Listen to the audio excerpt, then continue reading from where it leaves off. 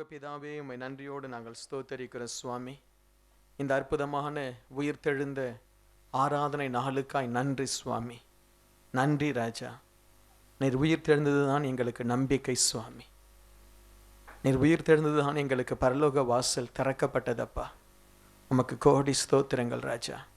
இந்த நாளிலும் வந்திருக்கிற ஒவ்வொரு தேவ பிள்ளையை ஆசீர்வதிக்கிறேன். நீர் அவர்களோடு கூட பேசும். இயேசுவின் நாமத்தில் பிதாவே, ஆமென்.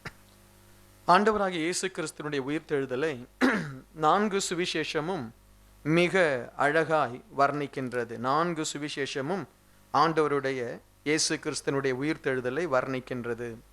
இயேசு கிறிஸ்து சிலுவையிலே மரித்த பொழுது 7 நல்வார்த்தைகளை சொல்லி அவர் நமக்காக ஜெபித்தார். பரலோக திட்டத்தை வெளிப்படுத்தினார். இன்றைக்கு இயேசுவினுடைய உயிர்த்தெழுதலை குறித்து நான் உங்களோடு கூட பேச ஆசைப்படுவது, உயிர்த்தெழுந்த இயேசு சொன்ன சில முக்கியமான வார்த்தைகளை இந்த நாளிலே நாம் தியானிக்க போகிறோம். Praise the Lord.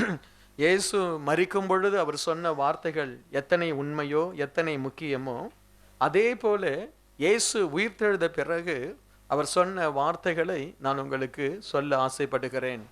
இயேசுவை கொன்றுவிட்டோம் என்று மத தலைவர்கள், இயேசுக்கு விரோதமாய் காணப்பட்ட மக்கள் கெம்பீரித்து கொண்டிருந்த நாட்கள் அது. இயேசு என்ற பெயர் இனி அழிந்துவிடும். எங்கே போனாலும் இயேசு குருடருக்கு பார்வை கொடுத்தார், இயேசு கெட்டவர்களை மனமாற பண்ணினார், ஆயக்காரர்களை ரட்சிப்புக்குள் நடத்தினார், திரளான ஜனங்களை ஞானஸ்தானத்திற்குள் கொண்டு வந்தார் என்று பல செய்திகள் இயேசுவை குறித்து சொல்லப்பட்டது. ஒவ்வொரு ஆலயத்திலும் இயேசு கிறிஸ்து ஆண்டவர் தம்முடைய ஊழியத்தை செய்தார். நீங்கள் இயேசு கிறிஸ்து எங்கும் சுற்றி திரிந்து ஊழியம் செய்தார் என்று தமிழில் சொல்லப்படும். ஆனால் ஆங்கிலத்தில் அது வென்ட் ஆன் எ சர்க்கியூட். அப்படி அவர் வந்து சுற்றி சுற்றி என்ன செய்தாராம், அவர் ஒரு சரியான ஒரு பாதை வகுத்து ஊழியம் செய்தாராம். Praise the Lord. அவர் எங்கும் திரிந்து என்று தமிழில் சொல்லப்படுது. ஆங்கிலத்தில் அவர் ஒரு கிராமத்தை சுற்றி, அதில் சரியான பகுதிகளை சுற்றி அவர் என்ன செய்தார், ஊழியம் செய்தார். ஆமீன். எந்தெந்த இடம், இயேசு போன இடம்லாம் முக்கியமான இடங்கள். எல்லா இடத்திலும் இயேசு போயிருக்க முடியாதுன்னு அவருடைய குறைந்த 3.5 ஆண்டுகளில் எல்லா இடங்களிலும் அவர் போயிருந்திருப்பாரா தெரியல. ஆனால் முக்கியமான இடங்களெல்லாம் அவர் வைத்து போய் ஊழியம் செய்தார். அப்போ அது போல் நாமும் இப்போ இந்த சிங்கப்பூர் அப்படின்னா, இந்த லிட்டில் இந்தியா அப்படின்னு சொன்னால், முக்கியமான இடங்களை நம்ம கருத்தில் கொண்டு அந்தந்த இடங்களை நாம் ஆண்டவருக்காக பிடிக்கணும். Praise the Lord. அந்தந்த இடங்களில் நம்ம ஊழியத்தை செய்யணும். அந்தந்த இடங்களிலே நாம் என்ன செய்யணும், விதைகளை விதைப்பதை போல வசனங்கள், ட்ராக்ஸ் இவைகளை கொடுக்கணும். Praise the Lord. முக்கியமான இடங்கள், பலவிதமான ஜனங்கள் வருகிற இடங்கள், நம்முடைய இந்திய ஜனங்கள் வருகிற இடங்கள் என்று சொல்லி நம்ம பார்க்கணும். இப்போ அதே மாதிரி அவுகாங், இப்போ இந்த பகுதிகள் நம்ம அடுத்து இந்த புக்கிட் பாட்டோ பகுதியில் நம்ம ட்ராக்ஸ் கொடுக்கும் பொழுது கூட அங்கே இருக்கக்கூடிய தேவ பிள்ளைகள் எந்த இடம் சரியான இடம், எந்த இடத்துல ஜனங்கள் மிகுந்த இடம், எந்த இடத்துல நம்ம ட்ராக்ஸ் கொடுக்கலாம், ஜெபிக்கலாம், இப்படி நம்ம திங்க் பண்ணணும். ஆண்டவராகிய இயேசு கிறிஸ்து தேவாலயங்கள் எல்லாம் சென்று அநேக சுகவீனப்பட்டவர்களை எல்லாம் சுகமாக்கினார். இயேசுவின் செய்தி எல்லா பக்கமும் பரம்ப ஜனங்கள், இந்த தலைவர்கள் அவருக்கு எதிராளியாய் மாறினார்கள். இப்பொழுது அவளுக்கு எல்லாருக்கும் சந்தோஷம். இயேசுனுடைய கதை முடிஞ்சிடுச்சுன்னு, இயேசுவினுடைய கதை முடிந்து விட்டது. ஆனால் ஒரு வெள்ளிக்கிழமை அவரை சிலுவையில் அறைந்தார்கள். அந்த ஓய்வு நாளிலே நிஜமாவே ஓய்ந்திருந்தாங்க அந்த ஆசாரியர்கள். அப்பா, இந்த பேரே இனி என்ன செய்யாது, வராதுன்னு சொல்லி ஓய்ந்திருந்தாங்க. அதிகாலையில் ஆசாரியனுடைய வீட்டு கதவு தட்டப்படுகிறது. ஐயோ ஐயோ என்ற ஒரே குரல். சேவகர்கள் சொல்றாங்க, ஐயா அந்த இயேசுசாமி உயிரோடு எழுந்துட்டாரப்பான்னு. முதல்ல அவங்களுக்கு தான் செய்தி போனது.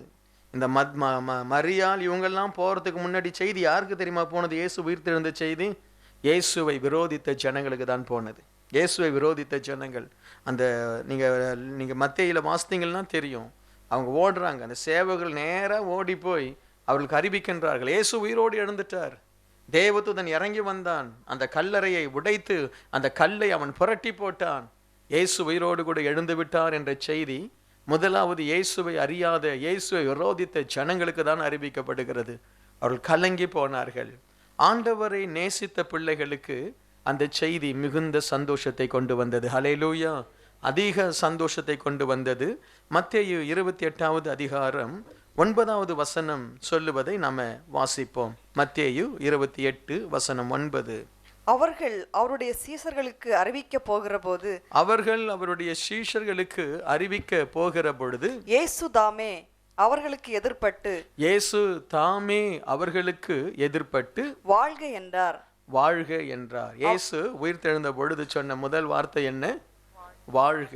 Praise the Lord. இயேசு தன்னுடைய அன்பு அந்த சகோதரிகள் இயேசுவினுடைய சரீரத்தை பார்க்க வேண்டும். மரித்து போன இயேசுவினுடைய சரீரத்திற்கு அந்த தூப வர்க்கங்கள் இல்லாவிட்டால் அவருக்கு அந்த செய்ய வேண்டிய கடமையை செய்ய வேண்டும் என்று சொல்லி அந்த சகோதரிகள் ஓடி வந்த அந்த சகோதரிகளுக்கு ஆண்டவர் ஒரு வாழ்த்து சொல்லை முதலாவது சொல்கிறார். வாழ்க, வாழ்க, நீங்க வாழ்க அப்படின்னு சொல்றாரு. இன்னைக்கு கூட இந்த ஆலயத்துக்கு வந்திருக்கிற உங்களை என் ஆண்டவர் வாழ்த்துவார். ஆமென். நீங்க வாழ்க. நீ வாளாகாமல் என்ன செய்? தலையாய் நீ காணப்படு. நீ கீழாகாமல் மேலாக இரு. நீ பயப்படாத, சோர்ந்து போகாதே. மரித்து போன ஆண்டவரை சந்திக்க வந்தவர்களுக்கு உயிர்த்தெழுந்த செய்தி, நீங்க வாழ்க. ஒரு ஊழியக்காரர் சொல்லுகிறார், அன்றைக்கு அந்த ஏவாள் பாவம் செய்த பொழுது சாபம் வந்தது. ஏவாள் இடத்தில் தான் ஆண்டவர் அதிகமாய் பேசுகிறார். அவர்கள் அன்றைக்கு மரித்தார்கள். இயேசு உயிரோடு எழுந்து அந்த சாபத்திற்காக இயேசு மரித்து அதே பெண் குலத்தை பார்த்து சொல்றாரு வாழ்க. Praise the Lord. யாருக்கு ஆண்டவர் இந்த வார்த்தையை சொல்றாரு? சகோதரிகளை பார்த்து சொல்றார், நீங்க வாழ்க. ஆமென். சகோதரிகள் ஒரு விதத்துல கொடுத்து வச்சவங்க தான். உங்களால் தான் நாங்கள் இந்த ஆளுக்கு இந்த நிலைமைக்கு ஆளானோம்.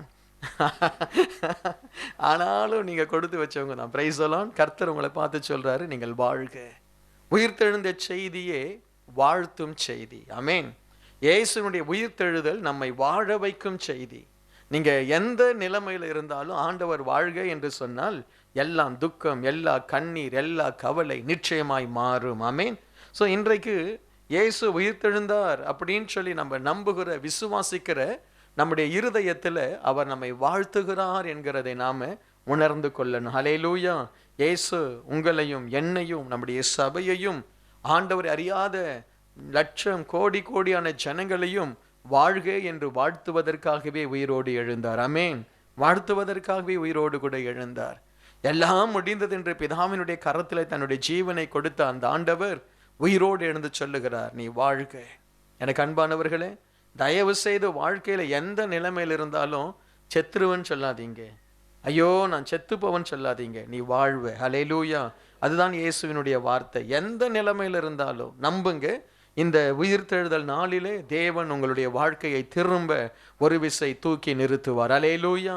திரும்ப உங்களுடைய நம்பிக்கை அவர் தூக்கி நிறுத்துவார். ஆமென். கர்த்தர் உங்களுக்கு சொன்ன வாக்குத்தத்தங்களை அவர் தூக்கி நிறுத்துவார். இயேசு சொல்லுகிறார், நீங்கள் வாழ்க என்று அவர்களை ஆண்டவர் வாழ்த்துகிறார். இரண்டாவதாய் ஆண்டவர் சொன்ன காரியம் ரொம்ப ஆச்சரியமானது. லூக்கா 24 வசனம் 27. மோசே முதலிய சகல தீர்க்கதரிசிகளும் எழுதின வேத வாக்கியங்கள் எல்லாவற்றிலும் தம்மை குறித்து சொல்லியவைகளை அவர்களுக்கு விவரித்து காண்பித்தார். ஆண்டவர் அடுத்து வசனத்தை விவரித்து காண்பிக்கின்றார். Praise the Lord. ஆண்டவர் அடுத்து எம்மாவு சீஷர்கள் துக்கத்தோடு போறாங்க. இவங்க பேசின வார்த்தையை கேட்டா ரொம்ப ரொம்ப வேதனையா இருக்கும். ஐயோ, இயேசு எவ்வளோ வல்லமையா இருந்தார், இப்போ இல்லையே. இயேசு எவ்வளவு ஆச்சரிய அற்புதங்களை செய்தார், இப்போ இல்லையே. இயேசு எவ்வளவு பெரியவர், இப்போ இல்லையே. அவரை நம்ம நம்பினோமே, அவர் நம்மளை விட்டுட்டு போயிட்டாரே. அப்படிதான் இவங்க பேசுறாங்க. சில ஆட்களுக்கு இப்படிதான் பேசுவாங்க. நான் அன்னைக்கு ரொம்ப நல்லா இருந்தேன், இன்னைக்கு நான் இப்படி ஆயிட்டேனே. அப்படி பேசி கொண்டிருக்கிற ஆட்களுக்கு ஆண்டவர் என்ன செய்யறாராம்? வசனத்தை ஆண்டவர் அவர்களுக்கு விவரித்து காண்பித்தார். ஆமென். வசனத்தை ஆண்டவர் விவரித்து காண்பிக்கின்றார். உயிர்த்தெழுந்த இயேசு தன்னுடைய சீஷர்களுக்கு தம்மை குறித்து இன்னும் 24:32 வாசிங்க. 24:32. அப்பொழுது அவர்கள் ஒருவரை ஒருவர் நோக்கி, வழியிலே அவர் நம்முடனே பேசி வேத வாக்கியங்களை நமக்கு விளங்க காட்டின பொழுது நம்முடைய இருதயம் நமக்குள்ளே கொழுந்து விட்டு எரியவில்லையா? பாருங்க, வேத வார்த்தைகளை அவர் விளங்க காட்டின பொழுது, வேத வசனங்களை தேவன் உயிர்த்தெழுந்த பிறகு தன்னுடைய சீஷர்களுக்கு அவர் விவரித்து காண்பிக்கின்றார். இன்றைக்கு உயிர்த்தெழுந்த இயேசு கிறிஸ்து தன்னுடைய வார்த்தைகளை நமக்கு சொல்லும் பொழுது நம்முடைய இருதயத்திலே கொழுந்து விட்டு எரியக்கூடிய ஒரு அபிஷேகத்தை அவர் கொடுக்கிறார். அல்லேலூயா. உயிர்த்தெழுதல் என்றால் என்ன? ஆண்டவர் தன்னுடைய வசனம், அவரை குறித்து சொல்லப்பட்ட மோசேயின் மூலமாய், அவரை குறித்து சொல்லப்பட்ட தீர்க்க தரிசனங்கள், அவரை குறித்து சொல்லப்பட்ட பிதாவினுடைய வார்த்தை, சங்கீதத்தில் சொல்லப்பட்ட வார்த்தைகள், ஏராளமான வார்த்தைகள் உண்டு. ஏசாயா தீர்க்க தரிசன புஸ்தகத்தில் சொல்லப்பட்ட வார்த்தைகள், இதையெல்லாம் ஆண்டவர் விவரித்து காண்பிக்கின்றார். ஆண்டவரை குறித்து சொல்லப்பட்ட வசனங்கள், வேத வசனங்களை தேவன் நமக்கு விவரித்து காண்பிக்கின்றார். ஆமென். அதற்கு ஆண்டவர் இன்னொரு வார்த்தை பாருங்க, லூக்கா 24:45 அந்த வசனத்தை வாசிங்க. அப்பொழுது வேத வாக்கியங்களை அறிந்து கொள்ளும்படி அவர்களுடைய மனதை அவர் திறந்து, பாருங்க, அவருடைய மனதை அவர் திறக்கிறார். இயேசு கிறிஸ்து உயிரோடு இருந்து 3.5 ஆண்டுகள் அவர்களுக்கு எத்தனையோ வசனத்தை சொன்னாங்க, அவங்களுக்கு புரியவே இல்லை. ஆண்டவர் ஒரு முறை படகுல ஏறி கோபத்தோடு விசனத்தோடு சொல்றாரு, நீங்க இந்த பரிசேயருடைய புளித்தமாவை குறித்து ஜாக்கிரதையா இருங்கன்னா, இவன் என்ன சொல்றான்? நம்ம அப்பத்தெல்லாம் கொண்டு வரல, சாப்பாட்டை கொண்டு வரதுனால ஆண்டவர் இப்படி சொல்றாரா? அவங்க புத்தியை நீங்க பார்த்தீங்கன்னா, ஏன்னா அவங்க மீனவர்கள் தானே, ரொம்ப அவங்களுக்கு படிப்பு இருந்திருக்காது. அவங்களுக்கு வசனம்னா புரியவே புரியாது. சில நாட்கள் இன்னும் அப்படி இருக்கிறாங்க. நம்ம சர்ச்சில் அப்படி இருக்க மாட்டீங்கன்னு நான் நினைக்கிறேன். பிரைஸ் எல்லாம் வசனம் புரியாது. ஞானஸ்தானம் எடுன்னா புரிய மாட்டிருக்கு. அந்த ஞானஸ்தானம் எடு, ஆண்டவர் அந்த தான் அவர் வளர்ந்து வந்து ஒரு வயதிலே நான் பாவ மன்னிப்புக்கென்று அவர் ஞானஸ்தானம் எடுத்தார். நான் பாவ மன்னிப்புக்கென்று ஞானஸ்தானம் கொடுக்கப்படுகிறது இல்லை. அப்போ சிலருக்கு வசனங்கள் விளங்க மாட்டிருக்கு. வசனங்கள் சிலருக்கு விளங்க மாட்டிருக்கு. எவ்வளவுதான் வசனத்தை வாசித்தாலும் பாரம்பரியத்துக்கு அடிமைப்பட்டுடுறாங்க. பாரம்பரியம் அவர்களுடைய கண்களை குருடாக்குகிறது. இயேசு நம்முடைய பாரம்பரியத்தை மாற்றணும். Praise the Lord. வசனங்கள் நமக்கு விளங்கணும். இன்றைக்கு நம்முடைய ஆலயத்தில் இருக்கிற ஒவ்வொருவருக்கும் வசனம் விளங்கணும். இயேசு கிறிஸ்து தாம் உயிர்த்தெழுந்த பிறகு பரலோக தேவனோடு கூட உயிர்த்தெழுந்த இயேசு கிறிஸ்து இப்போ பிதாவானவரோடு கூட இணைக்கப்படுகிற ஒரு நேரம். அது என்ன? பிதாவானவரோடு கூட. அப்படிப்பட்ட அந்த தெய்வம் உடனே பரலோகத்துக்கு விட்டா போதுன்னு சொல்லி போகல. 40 நாள் இந்த உலகத்துல இருந்தாராம். Praise the Lord. 40 நாள் இந்த உலகத்துல இருந்து அவர் செய்தது என்ன? வசனங்களை விளங்க பண்ணினார். இன்றைக்கு நாம ஜெபம் பண்ணணும். ஆண்டவரே, உயிர்த்தெழுந்த இயேசுவினுடைய ஒரு வல்லமை வசனத்தை விளங்கி கொள்வது. நமக்கு வேதத்துல எதுவுமே நமக்கு கடினமா இருக்கக்கூடாது. எல்லாமே புரியக்கூடிய அளவிற்கு தேவன் நமக்கு கிருபை கொடுக்கணும். Praise the Lord. இந்த வசனம் எனக்கு புரியல அப்படி நம்ம சொல்லாதபடி எல்லாவற்றையும் அறிந்து கொள்ள தேவன் நமக்கு ஞானத்தை கொடுக்கணும். உயிர்த்தெழுந்த இயேசு கிறிஸ்து வசனங்களை அறிந்து கொள்ளும்படி தேவன் அவருடைய கண்களை திறந்தார். அல்லேலூயா. ஸோ இந்த வசனங்களை அறிந்து கொள்ளணும்னா நம்ம என்ன செய்யணும்? வசனங்களை டெய்லி வாசிக்கணும். Praise the Lord. டெய்லி வாசிக்கணும். ஒரு நாளும் வசனத்தை நம்ம சாப்பிடும் பொழுது நீங்கள் பார்த்தீங்கன்னா திருப்தியாக சாப்பிட ஆசைப்படுறோன்னு, திருப்தியாக ஒருத்தரும் டிஸ்டர்ப் பண்ணாமல். இப்போ ஒரு சிஸ்டர் சமைச்சு கொண்டே இருக்கிறாங்க, இல்லாவிட்டால் குழந்தையை குளிப்பாட்டி கொண்டே இருக்கிறாங்க. ஒரு கையில் தட்டுல சாப்பாடு, ஒரு கையில் குழந்தைக்கு அப்படி ஒரு தண்ணி ஊற்றி அங்கே சோப்பு போட்டு இப்படி சாப்பிட்றாங்களா? சொல்லுங்க, அப்படி சாப்பிட்றாங்களா? இல்லை. அந்த குழந்தை குளிக்குதோ இல்லையோ அதை ஒரு ஓரத்தில் உட்கார வச்சுட்டு இவங்க நல்ல நிம்மதியாக போய் டைனிங் டேபிளில் உட்கார்ந்து அதை ருசித்து சாப்பிடணும்னு ஆசைப்படுறாங்கன்னு. சரியா? ஆனால் அந்த பிரதர்ஸ் கொஞ்சம் வித்தியாசம். ஒரு கையில் நியூஸ் பேப்பர், ஒரு கையில் எதுலாட்ட ஒரு டிவியை பார்த்து அப்படி சாப்பிட்டு அப்படி இராதபடி நம்ம சாப்பாட்டுக்குன்னு சொல்லி ஒரு என்ன சொல்கிறோம், ஒரு மேன்மையை நம்ம செய்கிறோன்னு. அதே போல் வசனம் நம்முடைய ஆத்மாவிற்குரிய ஒரு ஆகாரம். ஆமென். அப்பம் என்று ஆண்டவர் சொல்கிறார். என்ன அதை இங்கேயும் கொஞ்சம் பார்த்துக்கிட்டு அங்கே டிவியில் பார்த்துட்டீங்க அப்படி வாசிக்கிறது, அப்படி அதெல்லாம் வேலைக்காகாது. அப்போ கண்ணு திறக்கப்படாது, இருக்கிற கண்ணும் போயிடும். பிரைஸ் எல்லாம் அது போகணும். அப்படி போனாதான் நல்லது. Praise the Lord. Hallelujah. So அப்போ வசனத்தை காணும்படி தேவன் அவருடைய இருதயத்தை திறந்தார். அல்லேலூயா. அதுதான் உயிர்த்தெழுந்த இயேசு செய்த காரியம். அடுத்து அவர் என்ன செய்தார் என்று நம்ம வாசிக்கும் பொழுது, வாசிங்க லூக்கா 24:36. இவைகளை குறித்து அவர்கள் பேசிக் கொண்டிருக்கையில் இயேசு தாமே அவர்கள் நடுவிலே நின்று உங்களுக்கு சமாதானம் என்றார். இயேசு தாமே அவர்கள் நடுவில் நின்று சமாதானம். இவங்க பயந்து போய் குழம்பி போய் நிற்கிறாங்க இயேசுவினுடைய சீஷர்கள். இயேசு அவர் நடுவில் நின்று அவர் சொல்ற வார்த்தை என்ன? உனக்கு சமாதானம். சமாதானம். அந்த ஜனங்களுக்கு சமாதானம் இல்லை. இயேசுவை நம்பி இயேசுவோடு கூட இருப்பதையே தங்களுடைய வாழ்க்கையாய் கொண்டவர்கள். என்ன, அவங்களுக்கு வேற எதுவுமே தெரியல, வேற எதுவுமே அவங்க அறியல. இயேசு இயேசு இயேசு.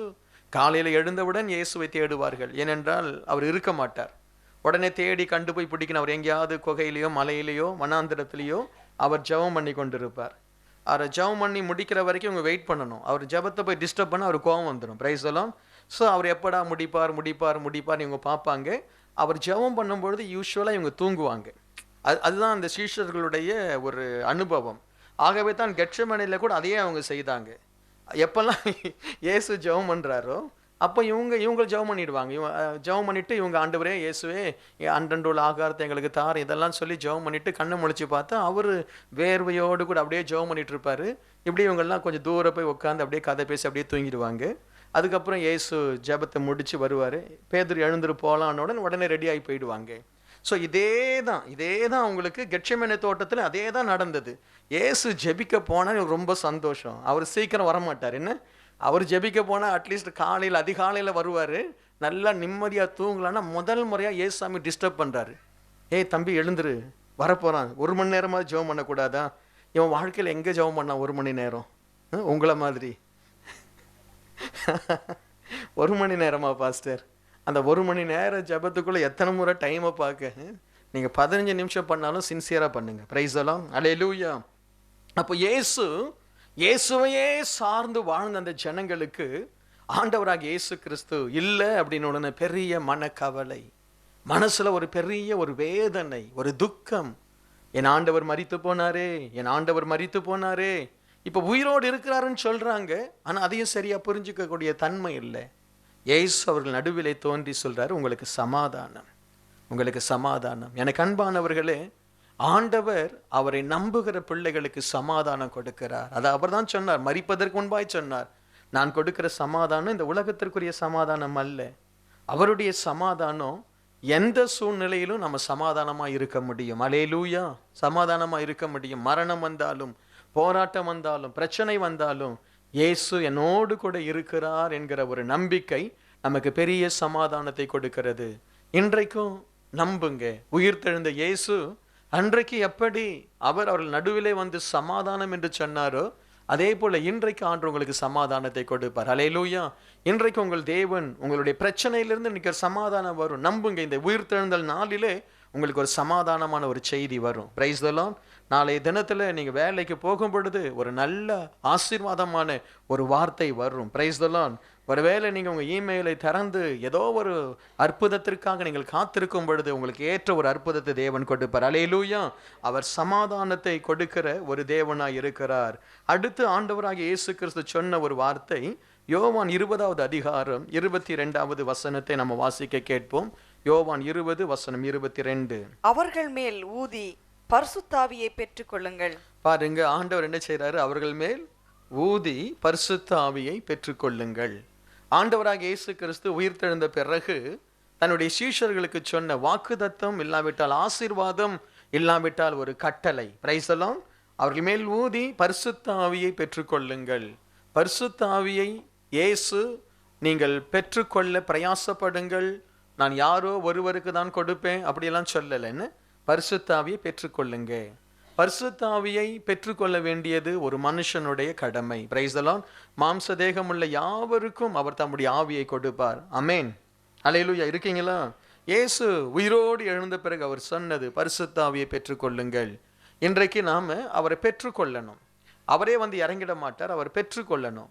சிலர் சொல்லுவாங்க, நீங்க ரட்சிக்கப்பட்டவுடன் பரிசுத்த ஆவியை பெற்று விட்டீர்கள், நீங்கள் ஞானஸ்தானம் எடுத்தவுடன் பரிசுத்த ஆவியை பெற்று விட்டீர்கள். நீங்க பெற்றுக்கொள்ளல.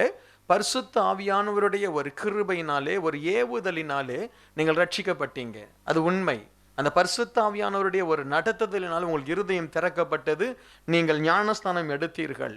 ஆனால் பரிசுத்த ஆவியானுடைய நிறைவு என்பது அது முற்றிலும் மாறுபட்ட ஒன்று. அதை நீங்க தேவ சமூகத்திலே, ஆண்டவரே என்னை நிரப்பும், என் மேலே இந்த ஆவியானவரை கொடும் என்று சொல்லி நீங்கள் ஜெபித்து நீங்கள் பெற்றுக்கொள்ளணும். நாங்கள் அப்படிதான் நாங்கள் பெற்றுக்கொண்டோம். என்னுடைய தாயாருக்கு பரிசுத்தாவினா என்னன்னே தெரியும், எங்க யாருக்குமே தெரியாது பரிசுத்தாவினா என்னன்னே தெரியாது. அந்த நாட்களில் ரொம்ப நான் சொல்றது 70s அந்த நாட்களில் பரிசுத்தாவியை பற்றி யாருக்குமே அவ்வளோ தெரியாது. ஒரு ஜெபத்திற்கு போகும் பொழுது இயேசு கிறிஸ்து ரட்சிப்பின் அனுபவம் கொஞ்சம் தான் இருந்தது. என்னுடைய தாயார் அந்த அபிஷேகத்தை பெற்றார்கள். அந்நிய பாஷை பேசுனாங்க, பக்கத்துல இருந்தவங்கலாம் ஓடிட்டாங்க, எல்லாரும் அவங்களை விட்டுட்டாங்க, தனியா போயிட்டாங்க. இவங்க அந்நிய பாஷையில பேசுனாங்க, என்னென்னவோ நடந்தது இவங்களுக்கு. வீட்டுக்கு வந்தாங்க, எங்க அம்மாவுடைய வாழ்க்கை மாறியது. என்னுடைய அம்மா ஜெபிக்க ஆரம்பித்தார்கள். அவர்கள் இடத்தில் வந்த அந்த இந்த கீரை மற்றவங்களாம் விற்க ஆட்கள் வீட்டுக்கு வருவாங்க பார்த்தீங்களா, அது அவங்க மேல இருந்த பிசாசுலாம் ஆட ஆரம்பித்தது. இவங்க ஜெபம் பண்ண உடனே பிசாசு ஆட ஆரம்பிக்கும். இவங்க கிட்ட வந்தாலே அந்த பிசாசினுடைய கிரியைகள் வெளியே தெரிய ஆரம்பிக்கும். ஏனென்றால் அந்த பரிசுத்த ஆவியானவரை அவர்கள் பெற்றுக்கொண்டார்கள். ஆகவே தான் எங்களுக்கு தெரியும் பரிசுத்த ஆவியை நம்ம பெற்றுக்கொள்ளணும். Praise the Lord. ஸோ பரிசுத்த ஆவியானவர் ஏற்கனவே இருக்கிறார் என்று சொல்லி அதற்காக நீங்கள் பிரயாசம் எடுக்காமல் இருக்கக்கூடாது. சீஷர்கள் அற்புதங்களை செய்தார் என்று வேதம் சொல்கிறது. பரிசுத்த ஆவியை பெற்றுக்கொள்வதற்கு முன்பாகவே இயேசு உயிரோடு இருக்கும் பொழுது பரிசுத்த ஆவியானவர் அருளப்படலை. பெந்தேகோஸ்து நாள் வந்தபொழுதுதான் பரிசுத்த ஆவியானவர் அருளப்பட்டார். ஆனால் அந்த நாட்களிலே பிசாசுகளை துரத்தினார்கள். பிசாசுகளை துரத்துவது ரொம்ப எளிது. Praise the Lord. ஆகவே பரிசுத்த ஆவியை பெற்றுக்கொள்ளுங்க, பரிசுத்த ஆவியை பெற்றுக்கொள்ளுங்கள் என்று ஆண்டவர் நமக்கு கட்டளையாய் அவர் சொல்லுகிறார். உயிர்த்தெழுந்த இந்த திருநாளிலே பரிசுத்த ஆவி பெறாதவங்க இருப்பீங்கன்னா, இயேசு இன்றைக்கு உங்களை பார்த்து அவர் சொல்லுகிறதாய் நம்புங்க, நீங்க பரிசுத்த ஆவியை பெறணும். ஆமென். பரிசுத்த ஆவி இல்லாமல் நீங்கள் வாழக்கூடாது. ஹல்லேலூயா. அது ஆண்டவர் விரும்புகிற ஒரு காரியம். யோவான் 21:15 ஆண்டவர் ஒரு அற்புதமான ஒரு வார்த்தையை அவர் சொல்லுகிறார். வாசிங்க. அவர்கள் போஜனம் பண்ணின பின்பு இயேசு சீமோன் பேதுருவை நோக்கி, யோனாவின் குமாரனாகிய சீமோனே, இவர்களிலும் அதிகமாய் நீ என்னிடத்தில் அன்பா இருக்கிறாயா என்றார். பாருங்க, சீமோனை பார்த்து ஆண்டவர் கேட்கிறார், இவர்களிலும் நீ என்னிடத்தில் அன்பா இருக்கிறாயா, இவர்களிலும் என்னிடத்தில் அன்பா இருக்கிறாயா. அதற்கு முன்பு இந்த கேள்வி ஆண்டவர் ஒரு பொழுதும் கேட்டதில்லை. ஒரு பொழுதும் அவர்களை பார்த்து நீ அன்பா இருக்கிறியா, நீ அன்பா இருக்கிறான்னு கேட்டதில்லை. என்னை குறித்து நீங்கள் என்ன சொல்லுகிறார்கள் என்று கேட்டார். ஆனால் அபிஷேகம் இயேசு கிறிஸ்து உயிர்த்தெழுந்த பிறகு அவர் இந்த பூமியை விட்டு அவர் பரலோகம் போகிறார். இயேசுவுக்கும் பேதுருவுக்கும் கனெக்ஷனா இருக்க போகிறது அன்பு தான். அன்பு தான். இன்றைக்கு நம்ம தேவ அன்பினால் தான் நாம் தேவனை பின்பற்றுகிறோம். நம்ம இயேசு கிறிஸ்துவை நம்ம கண்ணால நம்ம காணல. இயேசு செய்த தியாகம் நம்முடைய உள்ளத்தில் காணப்படுகிறதுன்னு. இயேசு நமக்காக மரித்தாரே, இவ்வளவு நல்ல தெய்வத்திற்கு விரோதமா நான் எப்படி பாவம் செய்வது, அதுதான் நம்மை பாவத்திலிருந்து விலக்கி காண்பிக்கின்றதுன்னு. இவ்வளவு அன்பு தெய்வத்தை எப்படி நான் சபைக்கு போய் ஆராதிக்காமல் இருப்பது, ஆகவே தான் நம் சபைக்கு ஓடி வருகிறோம். இவ்வளவு நல்ல தெய்வத்தை எப்படி நான் காலையில எழுந்து அவரை துதித்து அவரை பாடி அவரை ஆராதித்து வேதம் வாசிக்காமல் இருப்பது. அன்புதான் நம்மை தேவனோடு கூட சேர்க்கிறது. ஆண்டவருடைய கிருபையினாலே பேதுருவை பார்த்து ஆண்டவர் கேட்கிறார், நீ இவர்களிலும் என்னை அதிகமாய் நேசிக்கிறாயா. இந்த கேள்வி பேதுருவுக்கு கேட்கப்பட்டது, எழுதப்பட்டிருக்கிறது. ஆண்டவர் ஒருவேளை ஒவ்வொருவரையும் பார்த்து கேட்பார், மகளே நீ என்னை அதிகமாய் நேசிக்கிறாயா. அதைதான் ஆண்டவர் முன்பாய் சொன்னார், என்னை விட நீ தகப்பனையாவது தாயாவது அதிகமாய் நேசித்தால் எனக்கு பாத்திரன் அல்ல. உயிர்த்தெழுந்த இயேசு உன்னிடத்தில் கேட்கிறார், நான் உனக்காக சிலுவையில ஜீவனை கொடுத்தேன், ரத்தத்தை சிந்தினேன், நீ என்னை அதிகமாய் நேசிக்க முடியுமா? Praise the Lord. இந்த கேள்வி எப்பவுமே நம்ம மனசுல இருக்கணும். பேதுருவை பார்த்து கேட்ட தெய்வம் உன்னையும் பார்த்து கேட்கிறார். பேதுரு கண்ணீரோடு சொல்றான், ஆண்டவரே, ஒரு முறை கேட்கல ஆண்டவர், 3 முறை கேட்கிறார். அடுத்து அடுத்து அடுத்து கேட்கிறார். அவன் கதறி அழுது சொல்லுகிறான், இல்லை ஆண்டவரே, நான் உம்மை நேசிப்பேன். ஆமென், உம்மை நான் நேசிப்பேன். உயிர்த்தெழுந்த இயேசு கிறிஸ்துவினுடைய வார்த்தை, நீ என்னை நேசிக்கின்றாயா? இன்றைக்கு நாம அந்த வார்த்தைக்கு பதில் சொல்ல கடமைப்பட்டிருக்கிறோம். Praise the Lord. நம்ம கடமைப்பட்டிருக்கிறோம். நம்முடைய வாழ்க்கை அதை காண்பிக்கணும். ஏனென்றால் இயேசு இந்த பேதுருவை அழைத்தார், நீ என் பின்னாக வா, நான் உன்னை மனுஷனை பிடிக்கிறவனாய் மாற்றுவேன். இந்த பேதுரு இயேசுவை மறுதலித்தான். இந்த பேதுரு மற்ற சீஷர்களையும் பின்மாற பண்ணினான்.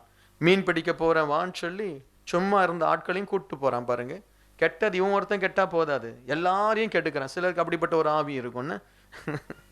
சில நேரத்தில் சிலர் பார்த்தீங்கன்னா, இவங்க சபை விட்டு போனா இவங்க போகலாம் தானே, இவங்க போக மாட்டாங்க. ஒரு குழுவா ஆயத்தப்படுத்தி அதை ஒழுங்காக அதை ஆர்கனைஸ் பண்ணி அதை குறித்து சரியான விளக்கங்களை எல்லாருக்கும் அறிவித்து ஒரு சின்ன ஒரு அஜெண்டாவே போட்டு என்ன செய்வாங்க, எல்லாத்தையும் சொல்லி அதுக்கப்புறம் ஒரு குரூப்பாக போக பார்ப்பாங்க. அதாவது பேதுருக்குள்ள இருந்த ஒரு ஆவி அது. சரியா, எல்லாரையும் வாங்கப்பா, எல்லாரும் போவோம் மீன் பிடிக்க, நானும் வரேன். சரியா, சில நேரத்தில் ஆண்டவர் அப்படிப்பட்ட பேதுருவை பார்த்து கூப்பிடுறாரு, ஏன்பா நீ என்னை மறுதளிச்சதானே, என்னை ஏன் மறுதளிச்சேன்னு கேட்கல ஆண்டவர். என்னை ஏன் மறுதளிச்ச பேதுரு, உன்னை நான் முதன்மையான ஆளா வச்சிருந்தேனப்பா, இப்படி மறுதளிச்சிட்டி அப்படி கேட்கல. நீ எதுக்கு இவங்களெல்லாம் மீன் பிடிக்க கூட்டு போனேன், அங்க போய் மீன் கிடைக்கல. கடைசியில் ஆண்டவரே அவங்களுக்கு மீனை என்ன செய்யறாரு, பொரித்து வைத்து அவர்களுக்கு அப்பத்தையும் மீனையும் ஆண்டவரே கொடுக்கிறாரு. ஆண்டவர் சொல்றாரு, நீ என்னை நேசிப்பாயா. Praise the Lord. ஆண்டவர் நம்ம பார்த்து கேட்கிற கேள்வி இதுவா தான் இருக்கும். நீ ஏன் எனக்கு காணிக்க தரல, ஆண்டவர் கேட்கவே மாட்டார். பாஸ்டர் அதுக்கு வச்சிருக்காரு. ஆமே. நீ நீ ஏன் எனக்கு தசமம் வாங்க தரல, ஆண்டவர் கேட்க போறதில்லை. நீ ஏன்பா சர்ச்சுக்கு வரல, ஆண்டவர் கேட்க போறதில்லை. ஆண்டவர் நம்மை பார்த்து கேட்கிற ஒரே ஒரு கேள்வி எது தெரியுமா, நீ என்னை நேசிக்கிறாயா. உயிர்த்தெழுந்த இயேசு அதை தான் கேட்கிறார். ஒவ்வொருத்தரையும் பார்த்து அந்த கேள்வி தான் கேட்பார். நீ பாஸ்டர் வின்சென்ட் நீ ஏன் பிரசங்கம் பண்ணல, ஆண்டவர் கேட்க மாட்டார். நீ ஏன் ஜெபம் பண்ணல, ஆண்டவர் கேட்க மாட்டார். நீ என்னை நேசிக்கிறியா, நீ என்னை நேசிக்கிறியான்னு இன்றைக்கு இந்த உயிர்த்தெழுந்தார் அப்படின்னு கேட்கும் பொழுது இந்த சத்தம் உங்க காதுல கேட்கணும். ஆண்டவரே, என்னை பார்த்து ஒருவேளை ஆண்டவர் நீ என்னை நேசிக்கிறாயா என்று கேட்டால் நான் என்ன சொல்லுவேன்? ஆண்டவர் அதோடு கூட நிறுத்தாம அடுத்த ஒரு வார்த்தையை கேளுங்க.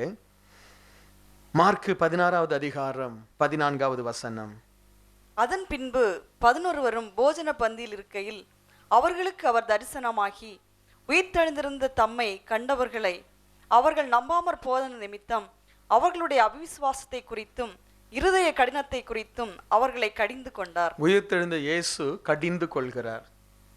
நீ ஏன் என்னை மறுதலிச்சு, கடிந்து கொள்ளல.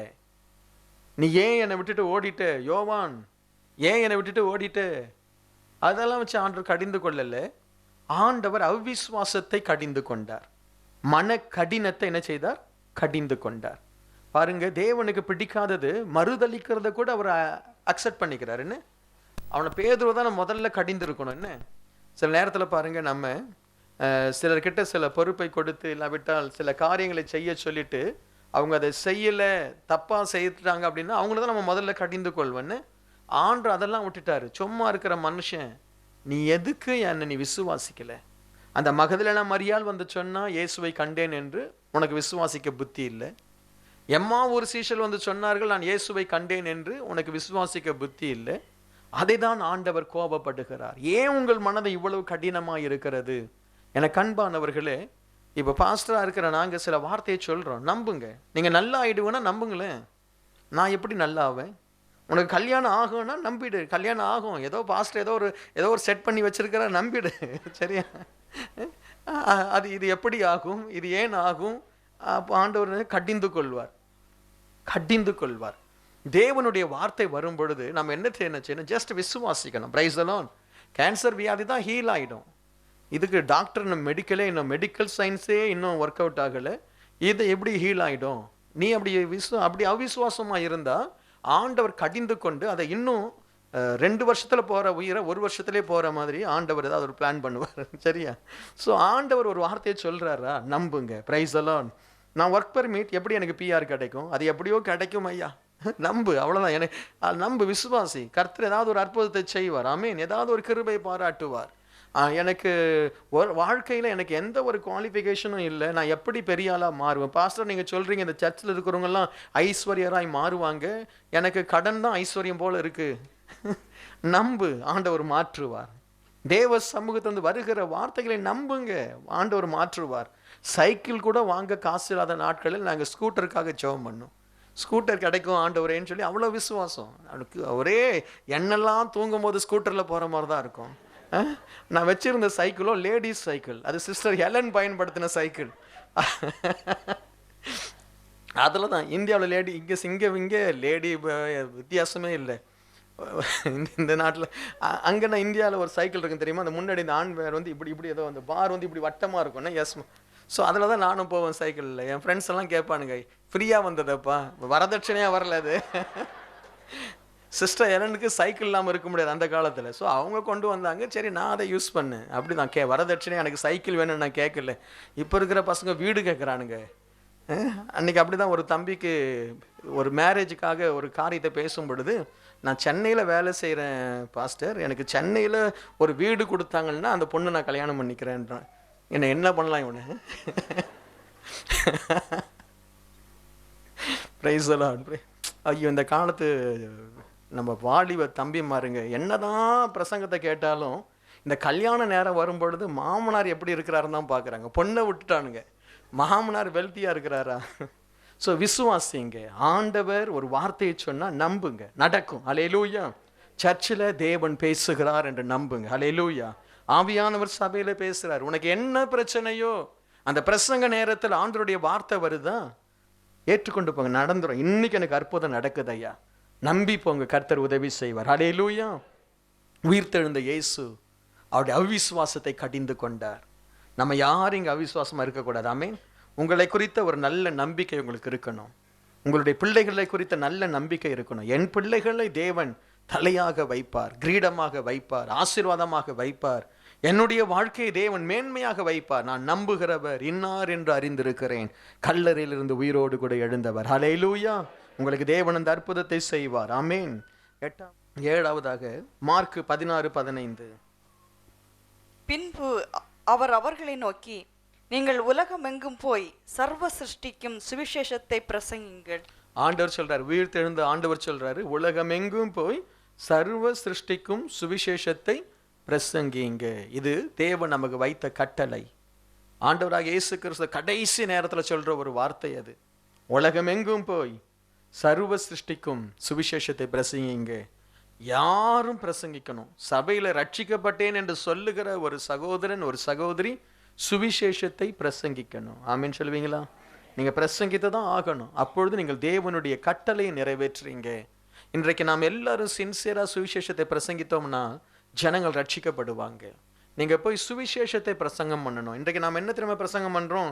இயேசு உனக்கு பிஆர் கொடுப்பார், எங்க சர்ச்சுக்கு வா, இயேசு பிஆர் கொடுப்பார். அவன் சர்ச்சைக்கு வருவான், பிஆர் கிடைக்கும், போயிடுவான். நம்ம அதானே சொல்லி கூப்பிட்டோம். இயேசு உன்னை ரட்சிப்பார்னு சொல்லி நம்ம கூப்பிடல. நம்ம என்ன சொல்லி கூப்பிட்டோம்? இது சர்ச்சுக்கு வா, உனக்கு இயேசு சுகம் கொடுப்பார், அந்த தலைவலி போயிடும். வருவான், சர்ச்சுக்கு வருவான், தலைவலி போயிடுச்சு, வந்த காரியம் முடிஞ்சிச்சு. கரெக்ட் தானே?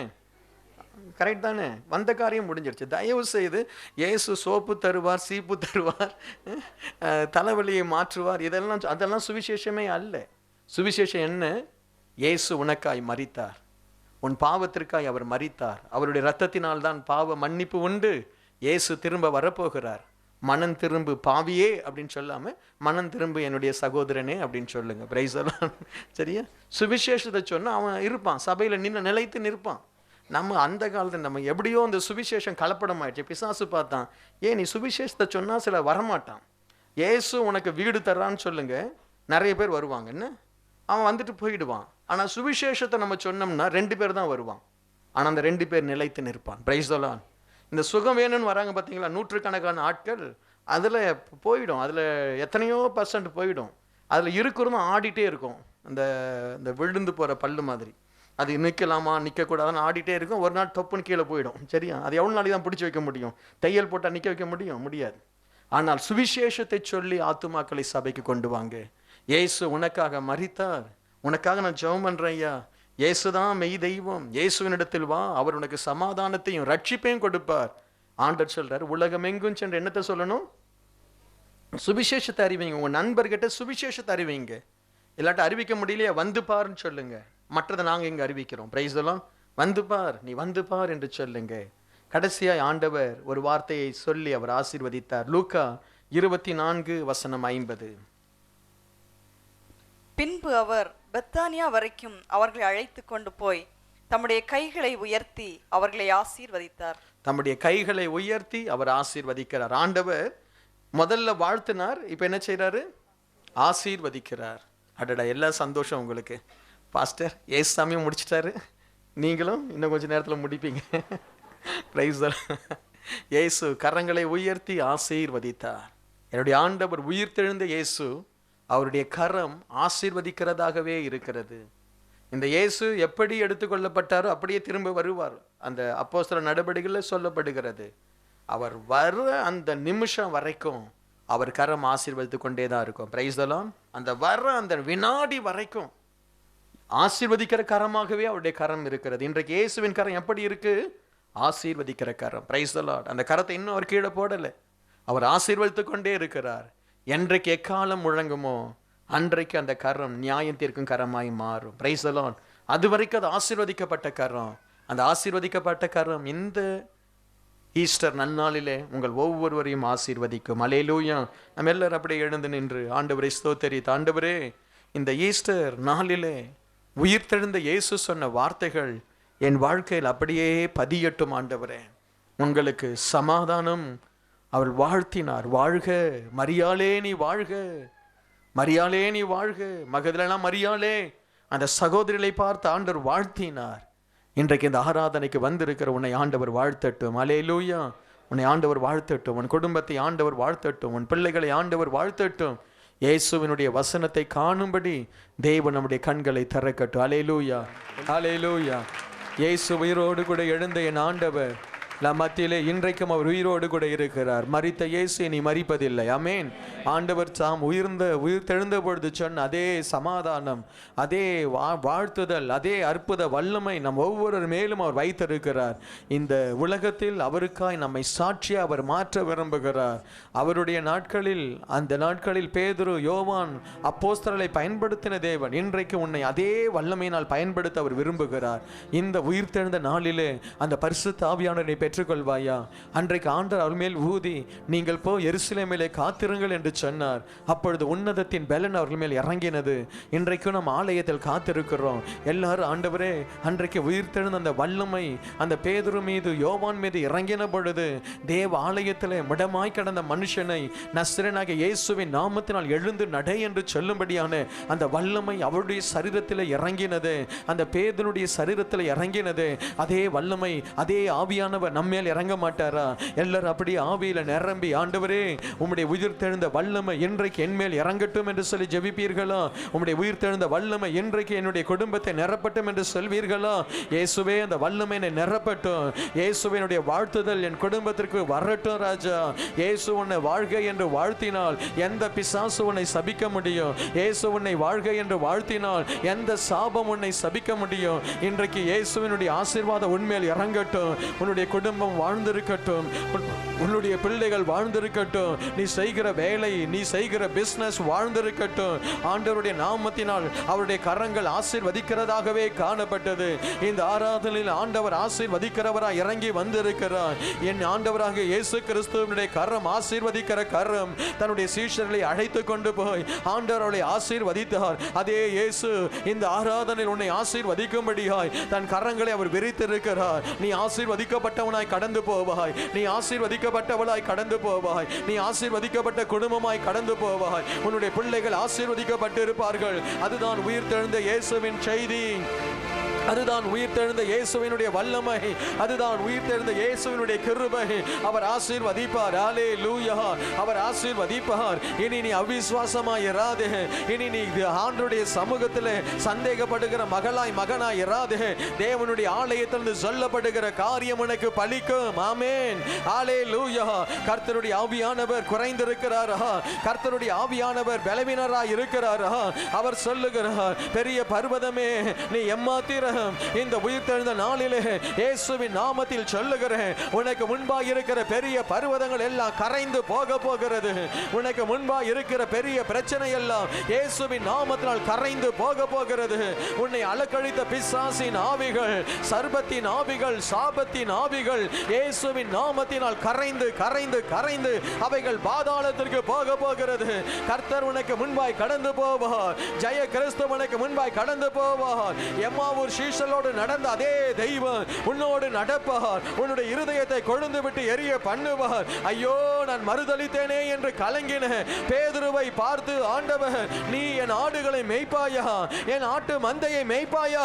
என்னுடைய பிள்ளைகளை மேய்ப்பாயா என்று கேட்ட அந்த ஆண்டவர் உன்னுடைய கரத்திலே பொறுப்பை கொடுப்பார். இந்த உயிர்த்தெழுந்த நாளிலே பொறுப்பை கொடுப்பார். நீ கர்த்தருக்காக பெரிய காரியங்களை செய்வாய். சபையே, கர்த்தருடைய வல்லமை உன்மேல் ஊற்றப்படுகிறது.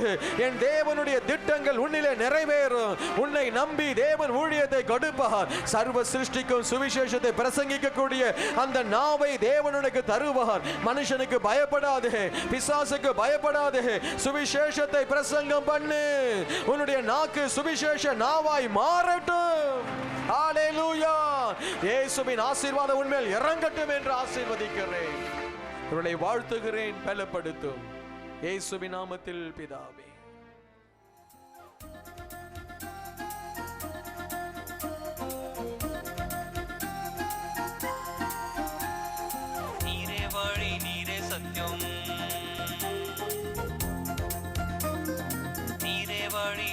சத்தியம்,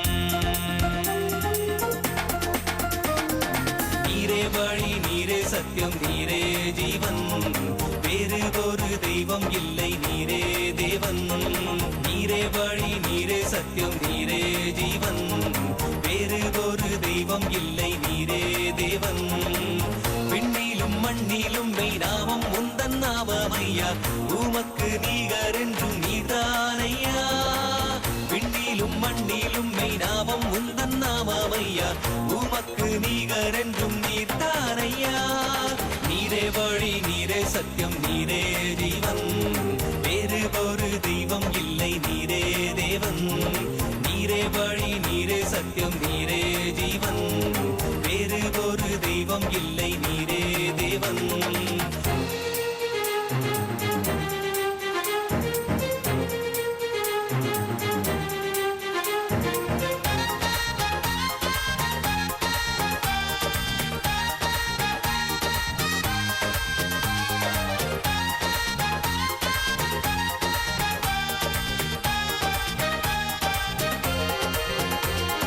கல்லும் அல்ல மண்ணும் அல்ல, கல்லால் ஒரு சிற்பம் அல்ல, ஜீவனுள்ள தேவன் என்றால் நீர்தானையா. கல்லும் அல்ல மண்ணும் அல்ல, கல்லால் ஒரு சிற்பம் அல்ல, ஜீவனுள்ள தேவன் என்றால் நீர்தானையா. ரூபங்கள் உமக்கில்லை, சொரூபமும் உமக்கில்லை, ஆவியாயிருக்கிறீர் ஆண்டவரே. ரூபங்கள் உமக்கில்லை, சொரூபமும் உமக்கில்லை, ஆவியாயிருக்கிறீர் ஆண்டவரே. நீரே வழி, நீரே சத்தியம், நீரே ஜீவன், வேறு ஒரு தெய்வம் இல்லை, நீரே தேவன். நீரே வழி, நீரே சத்தியம், நீரே ஜீவன், வேறு ஒரு தெய்வம் இல்லை, நீரே தேவன்.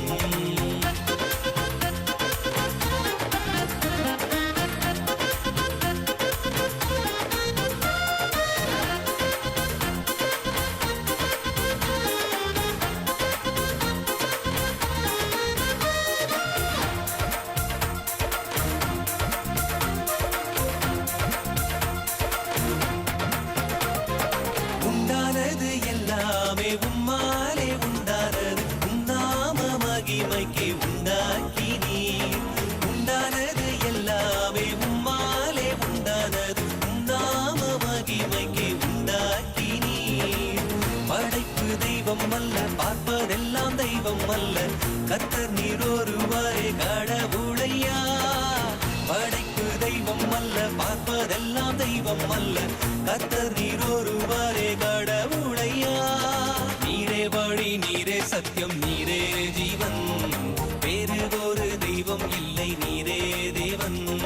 நீரே வழி, நீரே சத்தியம், நீரே ஜீவன், வேறு ஒரு தெய்வம் இல்லை, நீரே தேவன். அடாடாடாடாடா. ஒரு வேலையும் ஓட மாட்டேங்குது. அடியாய் அலம, ஒரு டீ போடுறி. ஏய், ஒரு மனுஷன் காட்டு கத்து கத்துறேன் உனக்கு தெரியல? நான் பெரிய கோவக்காரன்டி. ஐயா கொஞ்சம் தப்புச்சையா, இல்லைன்னா தலை போயிருக்கும்.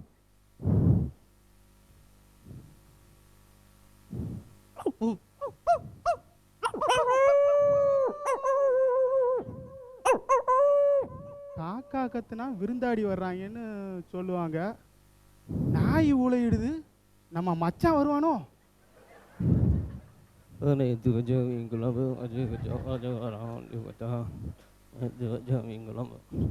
மச்சான், அடப்பாவி, இப்பதான் பேசிக்கிட்டு இருந்தேன், உடனே வந்துட்டா?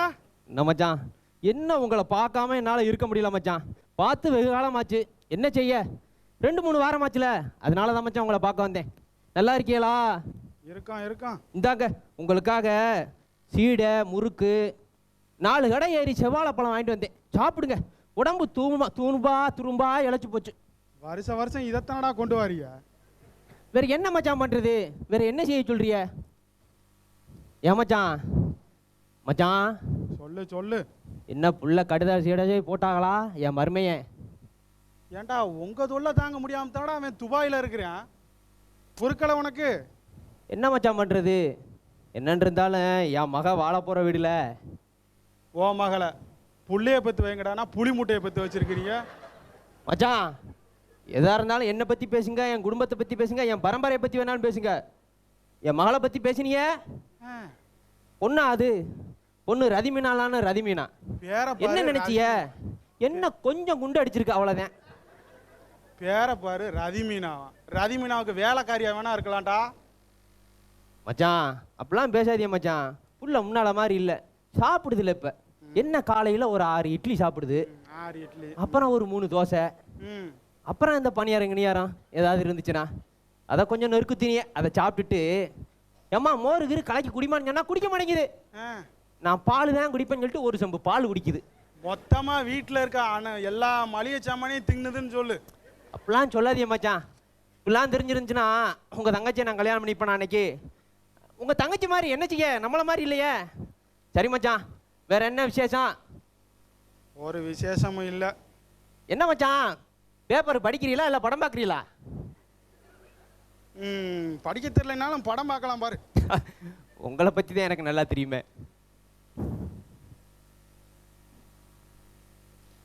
ஏன் ராஜாங்க வீடுங்களா? ஆமாங்க, நான் தான் ராஜாங்கம். உங்களுக்கு கடுதாசி வந்திருக்குது. கடுதாசி வந்திருக்கா? எங்க இருந்து வந்திருக்கு? துபாயிலேருந்து வந்திருக்குங்க. துபாயிலேருந்து மையம் அமைச்சிருக்கிறியான். ஐயா பிரிச்சு படிங்க, பிரிச்சு படிங்க. கையெழுத்து போட்டு வாங்கிக்கிங்க முதல்ல. கை கொஞ்சம் இன்னைக்கு அடிபட்டுருச்சு, அதனால கை நாட்டு வச்சுக்கவா? ஓ, கையெழுத்து போட தெரியான்னு சொல்ல வேண்டியதானையா? கை நாட்டம், கை நாட்டம் கொஞ்சம் குத்தி விடும். கொடுங்க கொடுங்க, கோவிச்சுக்கிறாதீங்க. ஐயா ஐயா கோவிச்சுக்கிறாதீங்க. இந்தாங்க படிங்க படிங்க, என்ன எழுதியிருக்கான்னு படிங்க. கட்ட வரல தானே வைக்க சொன்னேன், கால் வரல வச்சிருக்க.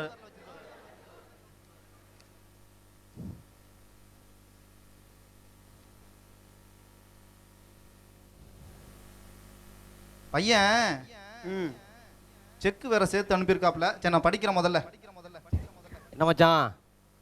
அன்புள்ள அப்பா அம்மா அவர்களுக்கு மகன் எழுதி கொள்வது. சரி, நாங்கள் நலம், நீங்கள் அங்கு நலமா? நல்லா இருக்கோம் யா. அப்பா உடம்பை பார்த்துக் கொள்ளுங்கள். பாத்துக்கிறேன் ஐயா. இந்த கடிதத்துடன் சேர்த்து பணம் அனுப்பியுள்ளே. நிறுத்து நிறுத்து நிறுத்து, இதுக்கப்புறம் நாங்க படிச்சுக்கிறோம், நீ போ.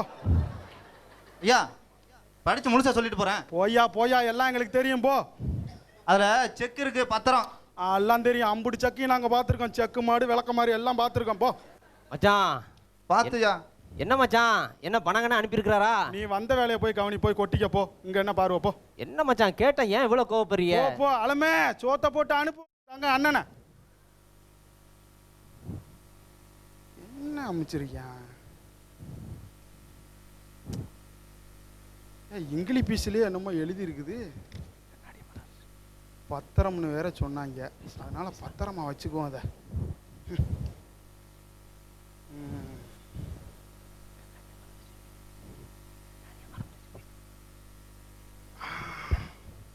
நல்லா இருக்கு, காமிச்சிக்கலாம். வர்ற ஒரு வேலை தான் மகன் அமைச்சதுன்னு காமிச்சிக்கலாம். குளிர் நடுக்குதுரா அம்மா. காலையிலேயே கஷாயம் வச்சு குடிச்சா சரியா போகும்னு நினைச்சேன், மச்சான் ஆக மாட்டேங்குது. மச்சான் வா. என்ன மச்சான், என்னாச்சு மச்சான்? காய்ச்ச, குளிர் காய்ச்ச. என்னங்க குளிர் காய்ச்சானா போய் ஊசியை போடணும், இப்படி போர்த்திக்கிட்டு இருந்து என்னங்க பண்றது? இல்ல இல்ல, உன் தங்கச்சி கஷாயம் வச்சு குடிச்சா சரியா போகும் சாயங்காலத்துக்குள்ள.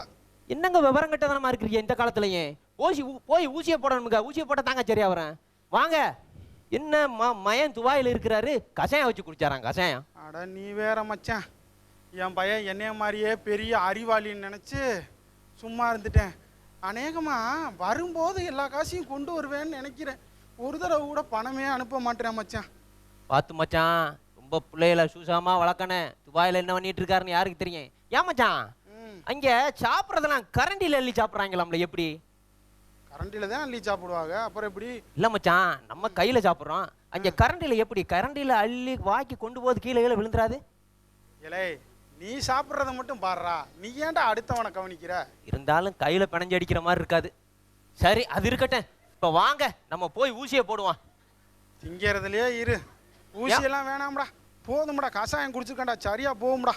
மச்சான் காசு பணம் இருக்கா இல்லையா? இல்லைன்னா நான் தரேன், வாங்க போவான். நீ வேற எல்லாம் இருக்கு, போ போ, நீ கிளம்பு. இந்தா, அன்னைக்கு ஏதோ கோபத்தில் உன்னை திட்டிவிட்டேன், இந்த என்னதான் ஏன் போட்டிருக்கான்னு படிச்சு தொலை. ஒன்றும் புரிய என்ன மாட்டேங்குது. பண்றது? படிச்சேன் நான் ஒருத்தன் தானே இருக்கிறேன் நம்ம வர பரம்பரையிலேயே. ஆமா ஆமா, எத்தனாம் கிளாஸ் படிச்சா? மச்சான் 2வது பாஸ் மச்சான். என்ன இப்படி மூணாவது சொல்லிட்டியே? பெயிலு தானடா நீ? நான் 2வது பாஸ் மச்சான். நீங்க பள்ளிக்கூடம் பக்கமே போகல, அதுக்கு தெரியுமா உங்களுக்கு? சரி படி படி. எனக்கு தான் தெரியுமே உங்க போஸ்ட்மேன்ட்ட நீங்க பேசுனது. அன்புள்ள சரி நான் வர்றேன்.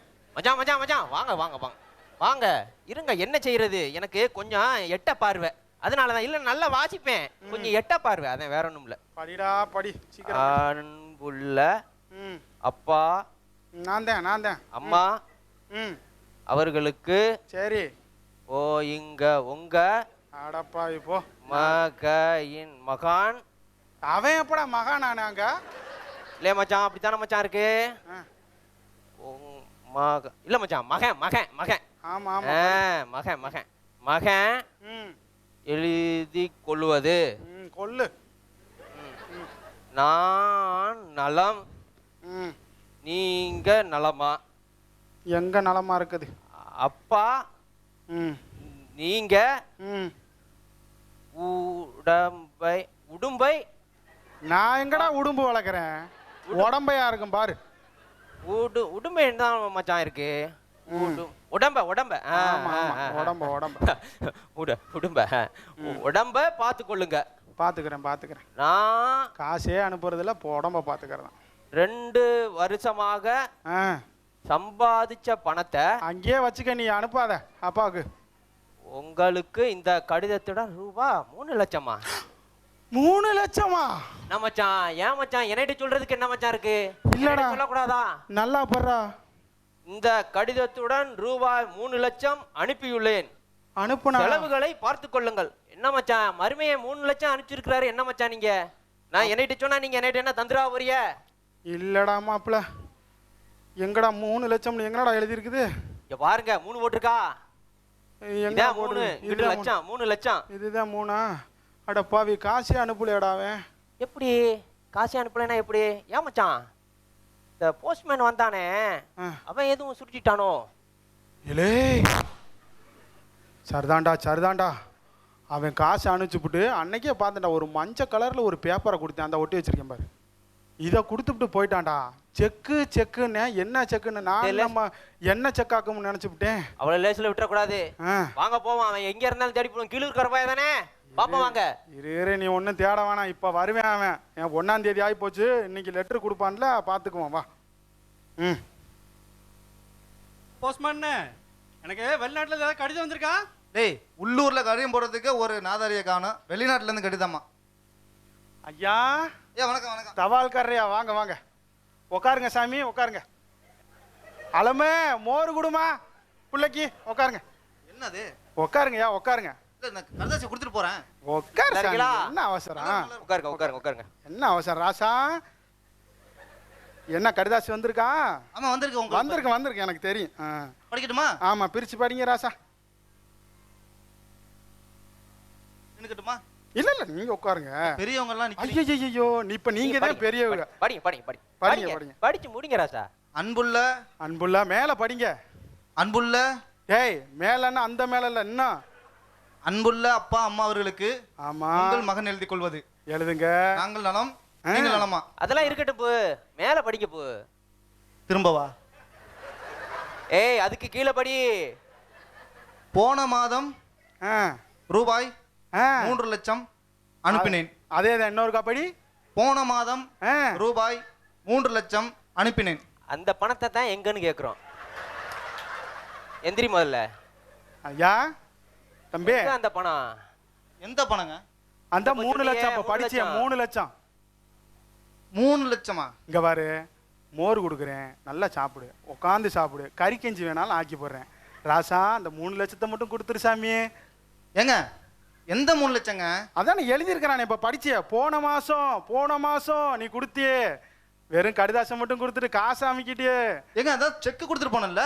இவன்ட்ட என்ன மச்சான் பேச்ச வேண்டி இருக்குது?